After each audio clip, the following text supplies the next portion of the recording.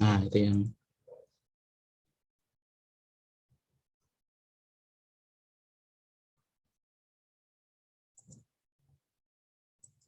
ya sambil jalan aja tadi dari perspektif kritis ya. Dari perspektif kritis ini atau dalam konteks paradigma kritis ada satu kekuatan, yang mengendalikan ya. Ada satu kekuatan yang mengendalikan budaya ya. Sehingga budaya tersebut tidak bersifat netral. Misalnya contoh ya. Saat ini Amerika selalu selalu dianggap sebagai negara adidaya. Dia dianggap sebagai superpower. Menurut teman-teman, apakah anggapan itu sebagai kenyataan atau persepsi belaka? Karena mereka ingin dipersepsikan seperti itu.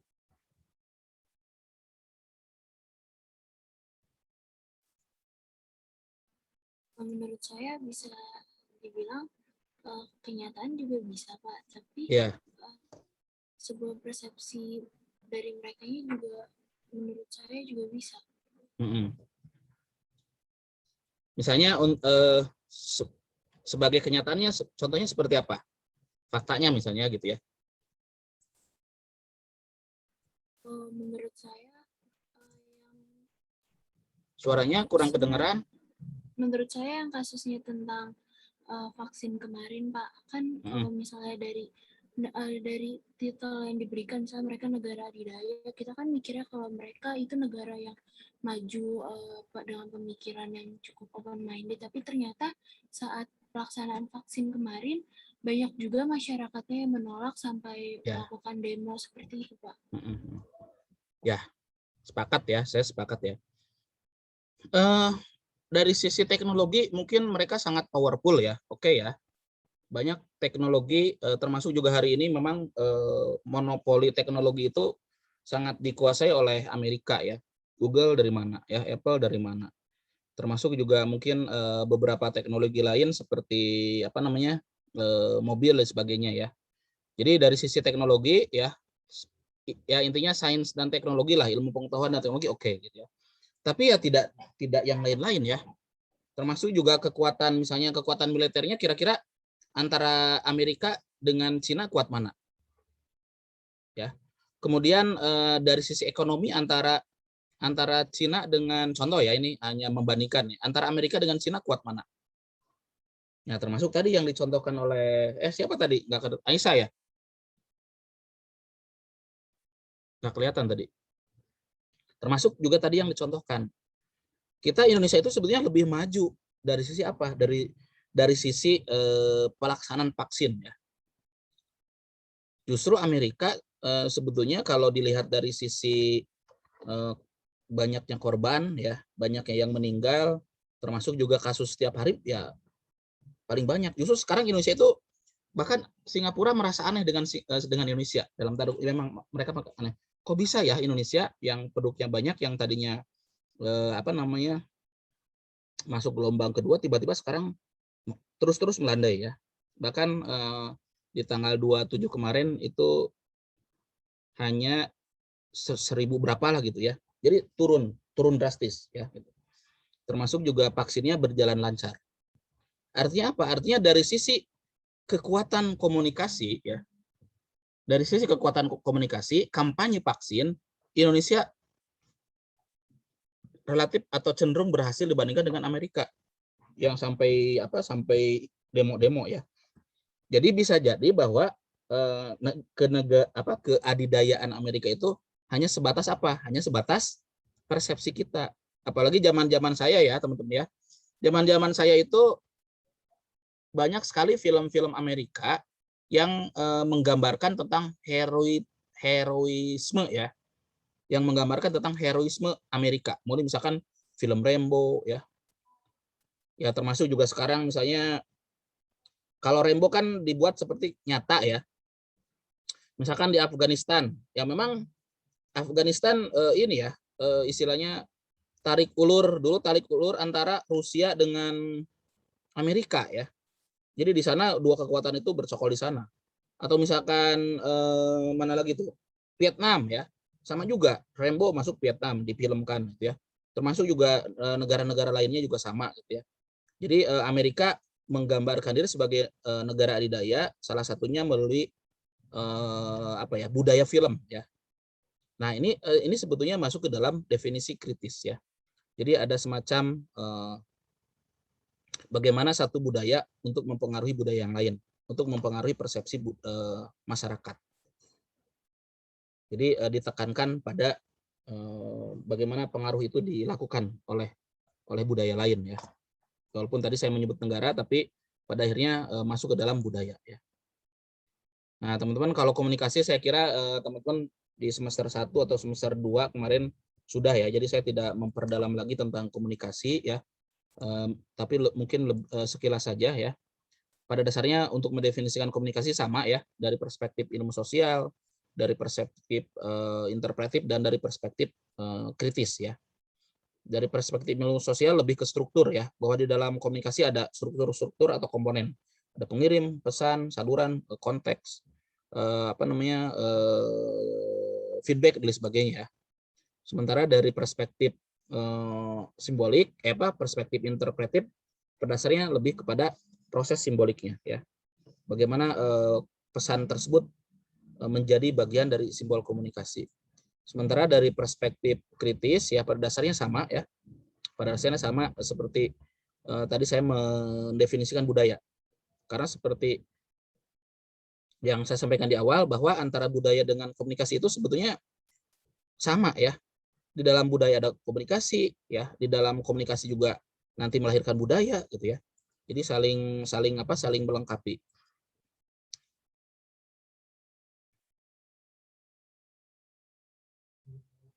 Nah, jadi budaya dan komunikasi itu saling terkait dan timbal balik ya. Jadi budaya mempengaruhi komunikasi dan komunikasi juga mempengaruhi budaya. Apa jadinya budaya kalau tidak ada komunikasi? Ya. Dan komunikasi pun tidak bisa terjadi jika tidak ada budaya. Contohnya apa?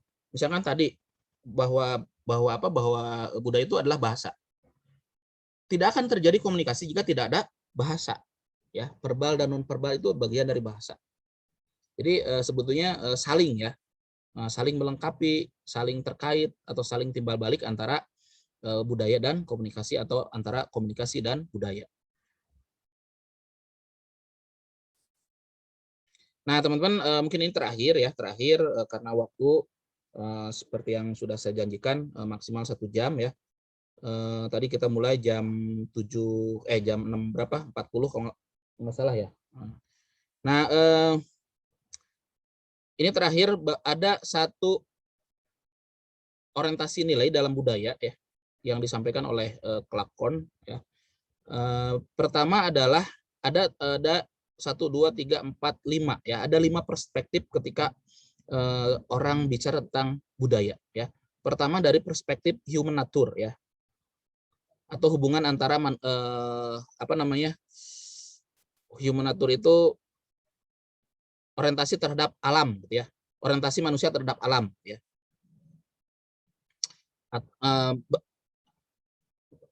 Manusia dinilai memiliki misalnya basically good itu dasarnya baik ya. Jadi manusia itu pada dasarnya baik. Tapi ada juga orang yang melihat bahwa di dalam diri manusia atau perspektifnya adalah bahwa di dalam manusia itu terdiri dari unsur-unsur kekuatan antara baik dan jahat. Nah, biasanya kalau misalkan kita melihat seseorang itu baik, pasti kita akan selalu berhusnuzon ya. Kita akan berprasangka baik terhadap orang tersebut karena pasti baik gitu ya. Kita tidak memiliki prasangka apa-apa dari budaya manapun ya.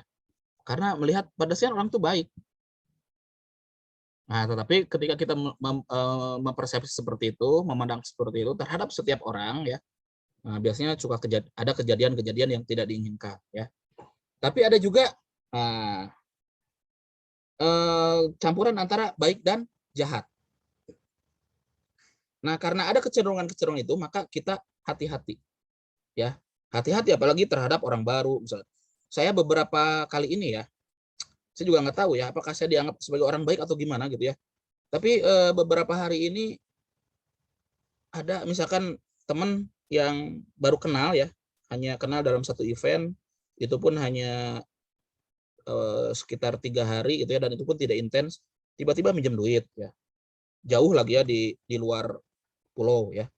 Terus ada juga orang walaupun sama-sama orang Bandung, hanya kontek-kontekan melalui WA gitu ya, karena memang satu komunitas tapi tidak pernah ketemu, sama juga ya minta dibantu gitu. Nah, saya sendiri memang ya belum pernah ketemu, ada yang belum pernah ketemu, tapi ada juga yang hanya sekilas ketemunya gitu ya. Tapi sudah mereka bukan berani ya. Istilahnya ya bisa dikatakan berani ya. Nah, saya sendiri ya cenderung hati-hati. Jadi saya ada di dalam memandang manusia, ada dalam ini. Mixture of good and evil, atau antara baik dan jahat. Tapi ada juga yang memandang bahwa manusia itu pada dasarnya jahat. Kalau dalam pandangan agama sebenarnya ada di sini ya, mixture of good and evil. Jadi ada orientasi pandangan terhadap manusia ya. Kemudian hubungan antara manusia dengan alam ya. Nah, kita sebagai manusia bagaimana cara memperlakukan alam? Apakah kita mendominasi alam ya, ataukah kita bersinergi dengan alam ya, bermitra dengan alam, ataukah kita dikuasai oleh alam? Nah, kalau yang bermitra dengan alam, nah, kita menjaga baik-baiknya alam ya, karena alam akan memberikan kehidupan terhadap kita. Tapi kalau misalnya kita mendominasi alam, maka alam digali habis-habisnya ya, dieksploitasi. Nah, sehingga yang terjadi ya seperti sekarang ya.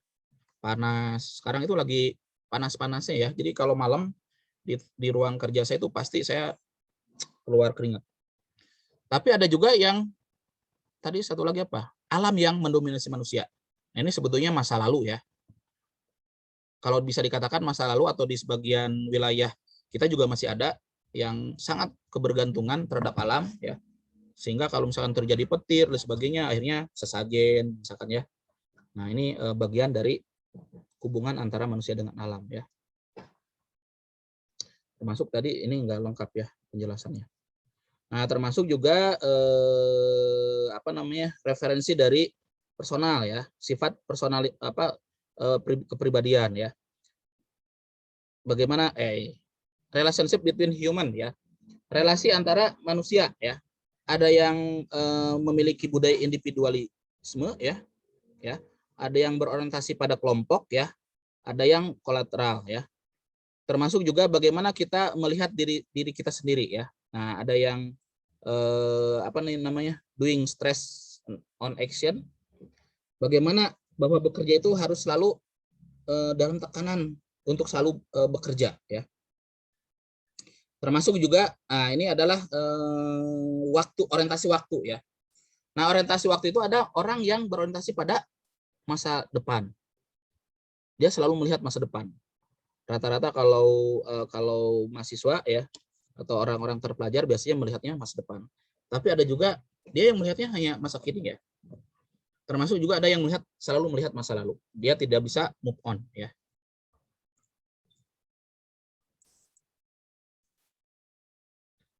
Oke, teman-teman, mungkin itu saja yang saya sampaikan untuk pertemuan hari ini. Silakan teman-teman kalau misalkan ada yang mau disampaikan, ditanyakan terkait dengan materi yang saya sampaikan. Apakah ada yang belum bisa dipahami? Boleh kita diskusikan ya.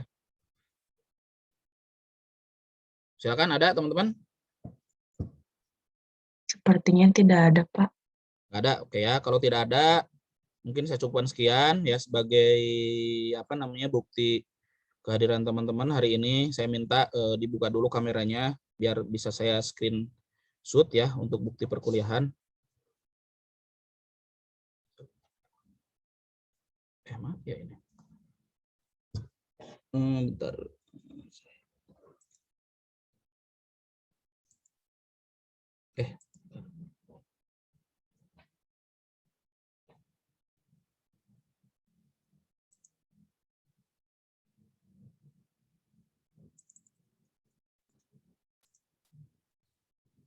Bentar ya.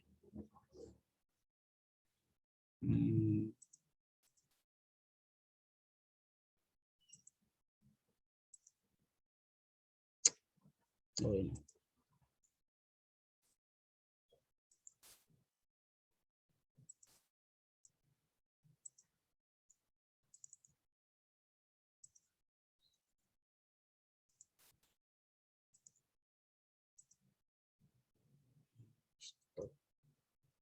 Ya.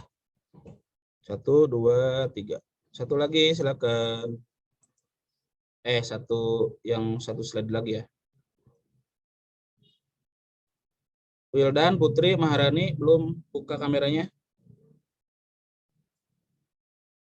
Alfi, Dwi, Sani, Dika.